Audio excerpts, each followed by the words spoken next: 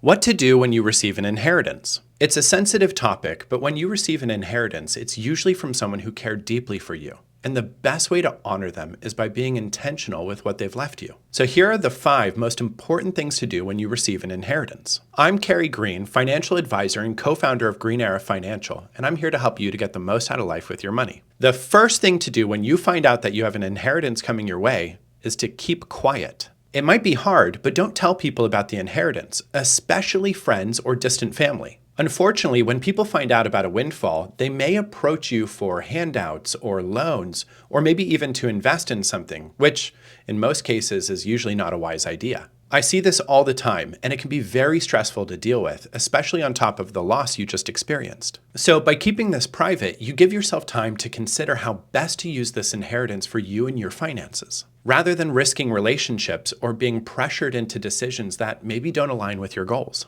Number 2, pause and plan. One of the best things to do when you suddenly come into a bit of money is to just simply pause. It's extremely tempting to start fantasizing about all of the things that you can maybe do with these funds. But remember, the best way to honor the one you lost is by doing the right thing with the gift they left you. If you don't have a lot of education on the subject of finances, this is a really great time to start learning. Maybe read some books or watch some videos, take a free course, etc. And here's also where I highly recommend that you consult a licensed financial advisor who's a fiduciary and also experienced with dealing with the tax implications and the planning situations surrounding inheritances. For example, if you're inheriting an IRA or a 401k account, you likely only have about 10 years to fully liquidate that account, and there's also potential tax implications on the money that you take out of those accounts. Or if you inherit a property or stocks, you need to understand the tax implications surrounding the cost basis. All of these should be easy for a licensed financial advisor who's a fiduciary to help you to easily understand. Not to mention working with you on where best to allocate the funds you do receive. Number 3, consider paying off high interest debts.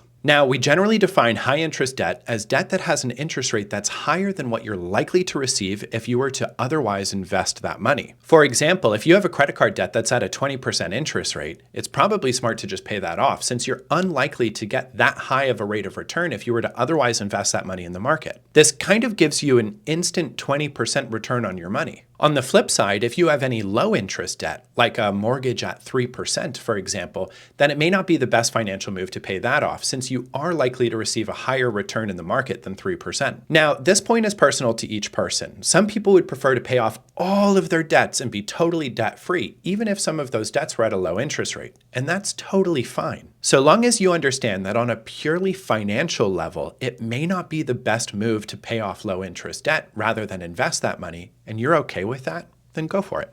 Number 4, ensure you have a proper emergency fund. Nothing brings financial relief like having some reserves sitting safe in an emergency fund. 60 to 70% of Americans are living paycheck to paycheck, where a $1,000 unexpected expense could directly threaten their livelihood. That's really bad. And if you have a chance to not fall into that category because of an inheritance, take it. Now, whether you set aside 3 months worth of your expenses into an emergency fund, which is kind of the bare minimum we recommend, or 6 months worth or 12 months worth is entirely up to you, and it depends on you, your financial situation, and your security of income. But a good rule of thumb is to have your emergency fund somewhere safe, liquid, and accessible should you need it, but separate from your bank account. Why? Because if you're anything like me and that money's just sitting in a checking account, it starts to get real easy to justify that purchase I just got an impulse to buy. Whereas if it's in a separate account, not at my bank, such as a high yield savings account, for example, and I know it's going to take a couple of days to move those funds over, I'm way less likely to act on that impulse. Number 5, building long-term wealth. Whether it's a diversified portfolio, a retirement fund, real estate, or some other investment, putting the remainder of these funds to work for you can really build some lasting security. For example, a few $100,000 invested at any point in your life, but especially when you're under 60, can make all the difference when it comes to retirement. And in present society, with inflation what it is, it's gotten harder to build sufficient retirement wealth. So consider investing whatever may remain from your inheritance to build long-term wealth. And lastly, if it's financially prudent, it's okay to take some of that money and go have some fun with it. Go on a trip, make a memory, but just do it within your means and make sure the above are in first. If you found this video helpful, please like, subscribe, and share this video with someone who might benefit from this. And also, if you're interested in seeing how we help our clients at Green Era Financial to get the most out of life with their money, then check out the links in the description below for our website and other ways of contacting me. Thanks for watching, and I'll see you next time.